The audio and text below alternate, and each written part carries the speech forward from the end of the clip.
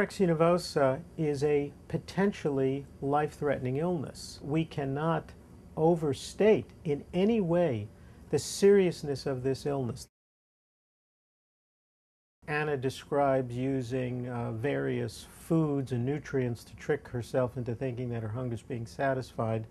At the same time, she avoids caloric intake, as the example in the story is consuming lots of Jell-O. The warning signs are significant weight loss in the context of the person feeling uncomfortable with weight and shape, the perception that their body is too large, and the persistence of dieting in spite of weight loss, and then a resistance to weight gain. These are the cardinal features of the illness, at which point intervention is really very critical. It is not easy to find mental health professionals who have knowledge of anorexia nervosa, but the importance of doing so and undertaking consultation as rapidly as possible cannot be overstated.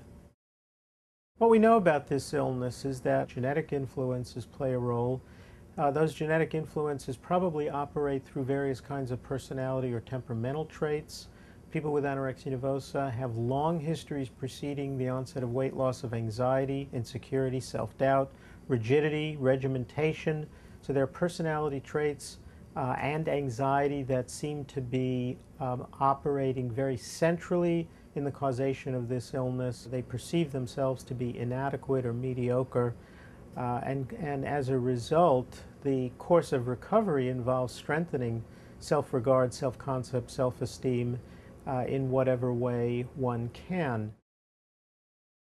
Anna's description of her recovery is involving an enhancement of her self-esteem, and she describes very clearly the activities that she became involved in that built, fortified in some way her self-concept. The goal of treatment, of course, is to facilitate as much psychological change in the area of self-concept and self-esteem, mastery, feelings of effectiveness, so as to tolerate the fears that will be associated with weight gain. I think if there's one thing to say about anorexia nervosa is how quickly it can come on, and that once it comes on, it is a very, very protracted disease.